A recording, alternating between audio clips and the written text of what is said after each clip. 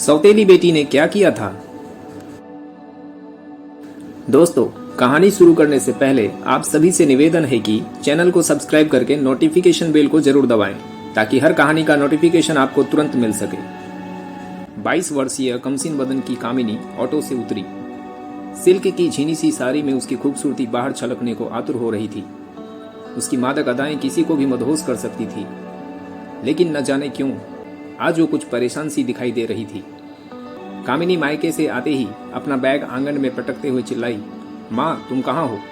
देखो तुम लोगों ने मुझे कैसे बर्बाद कर दिया है। कामिनी की चीख सुनकर उसकी माँ रसोई से बाहर आई।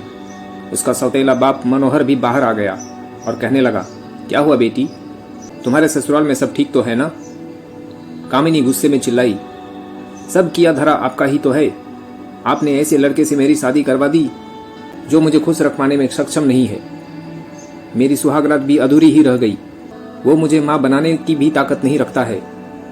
इतना कहकर वो अपनी माँ के गले लगकर रोने लगी।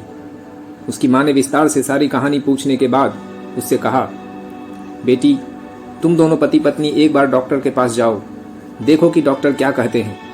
मिलजुल कर इस समस्या का समाधान निकालो। इस तरह से अपनी गृहस्थी छोड़कर आना समझदारी नहीं होती है। कामिनी रोते हुए कहने लगी, मैंने कितनी बार आपसे कहा था कि मेरी शादी प्रमोद से करवा दो, लेकिन आप लोगों ने मेरी एक न सुनी। अब मुझे उस घर में वापस नहीं जाना जहां एक ऐसा इंसान रहता है जो मेरी शारीरिक जरूरत तक पूरी नहीं कर सकता। इतना कहकर वो जिद पकड़कर बैठ गई। उसके मम्मी पापा उसे समझाने की बहुत कोशिश कर रहे थे, लेकिन कामिनी किसी की बात सुनने को तैयार ही नहीं थी। वो खूबसूरत और जवान थी और उसके मचलते अरमान दिन रात उसे झुलसा रहे थे। अब वो टाइम पास करने के लिए छिपकर अपने पुराने प्रेमी प्रमोद से मिलने लगी। उसका सौतेला बाप कामिनी की इन हरकतों से परेशान रहने लगा था। एक बार कामिनी की माँ को अपने मायके जाना पड़ गया था। कामिनी घर पर अकेली ही थी।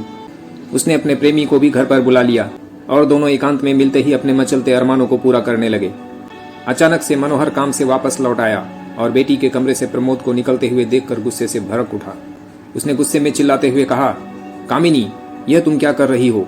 अपने पति को दोषी बताकर तुम कौन सा सही कर रही हो? यह सब तुम्हें शोभा नहीं देता। तुम्हें अपने घर लौट जाना चाहिए। अपने पति के साथ मिलकर अपनी समस्या सुलझाने की कोशिश करनी चाहिए। अगर डॉक्टर भी जवाब दे देते हैं तो हम तुम्हारा तलाक करवाकर तुम्हारी दूसरी शादी करवाएंगे, लेकिन इस तरह शादीशुदा होते हुए भी किसी को अपने कमरे तक बुला लेना, यह बिल्कुल भी सही बात नहीं है। कामिनी का गुस्सा फूट पड़ा। उसने तुरंत फोन करके प्रमोद को वापस घर बुला लिया।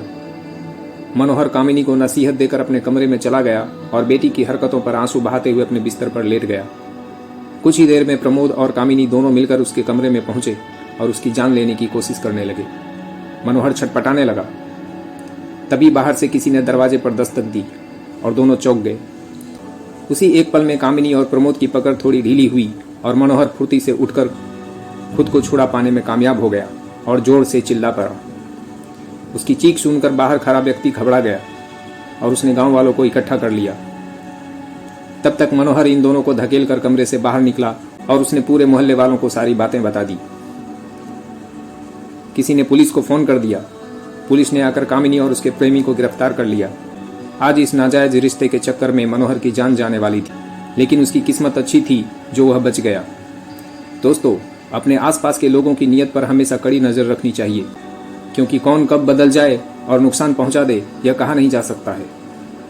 और कभी भी मर्यादा की रेखा को पार करने की कोशिश नहीं करनी चाहिए, क्योंकि इसका अंजाम हमेशा खतरनाक ही होता है। दोस्तों, अगर आपको इस चैनल की कहानियां पसंद आ रही हैं तो चैनल को तुरंत सब्सक्राइब करिए। धन्यवाद।